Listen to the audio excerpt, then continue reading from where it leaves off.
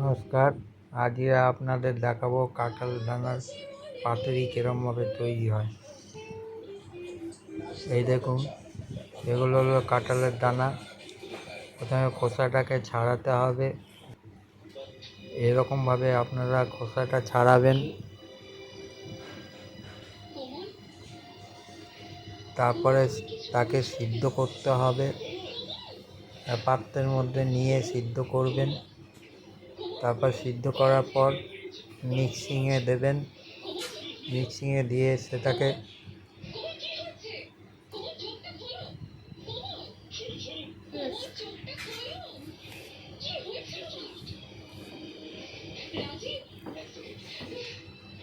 দেওয়ার পর দেখেছেন এরমভাবে মিক্সিংয়ে দেওয়ার পর এরমভাবে হবে। এরমভাবে তৈরি করবেন। দানা পেস্ট হয়ে গেছে। এরমভাবে আপনারা দানা পেস্ট করবেন। তারপর সেটাকে তার মধ্যে একটু চিনি, লঙ্কা,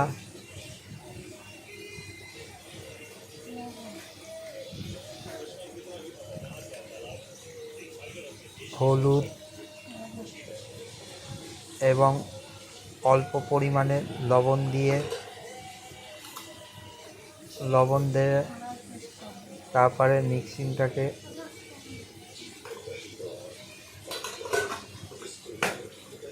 পেস্ট করবেন। দেখেছেন এরমভাবে পেস্টটা হয়ে যাবে। তখন আপনারা এরপরে একটা কলা পাতা নেবেন, নিয়ে সেটাকে ভালো করে ধোবেন।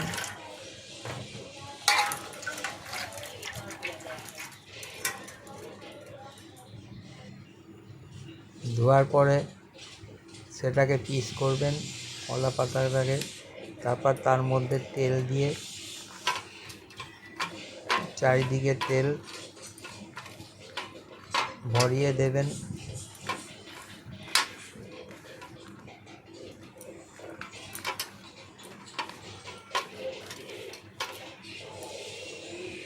পেস্ট করার মধ্যে কাঁঠালের বীজগুলোকে পেস্ট করার মধ্যে তারপরে সর্ষের তেল,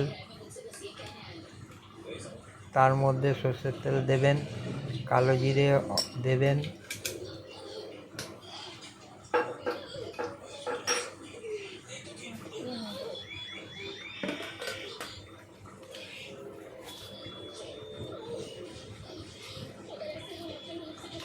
অল্প পরিমাণে চিনি দেবেন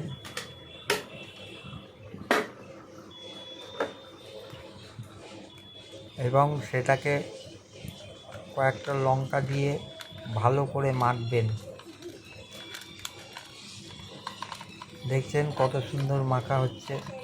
এরকম আপনারা মাখবেন। মাখা হয়ে যাওয়ার পর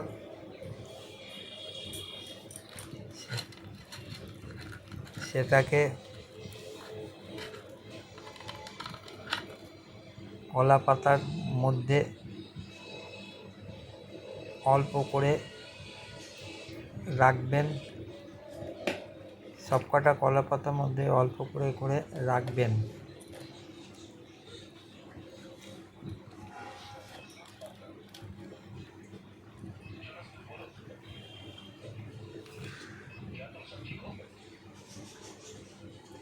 দেখেছেন কত সুন্দরভাবে রাখা হয়েছে কলা পাতার মধ্যে। এরকম আপনারাও কলা পাতার মধ্যে রাখবেন।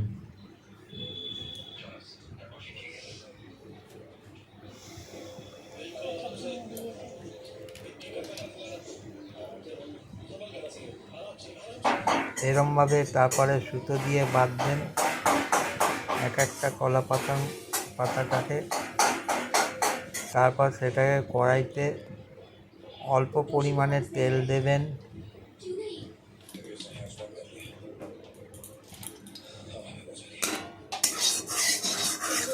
তেলটাকে চারিদিকে ছড়িয়ে নেবেন কড়াইতে। নেওয়ার পর আপনারা তারপর সেই যে বাঁধা কলা পাতাগুলো আস্তে আস্তে কড়াইতে রাখবেন।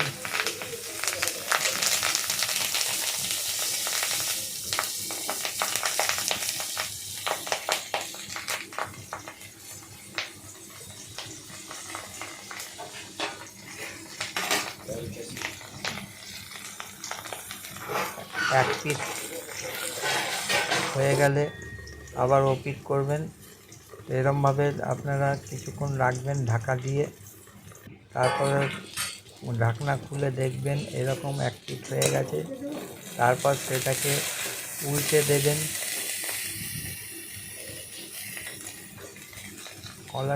কলা পাতা ভাজাটাকে উল্টে দেবেন।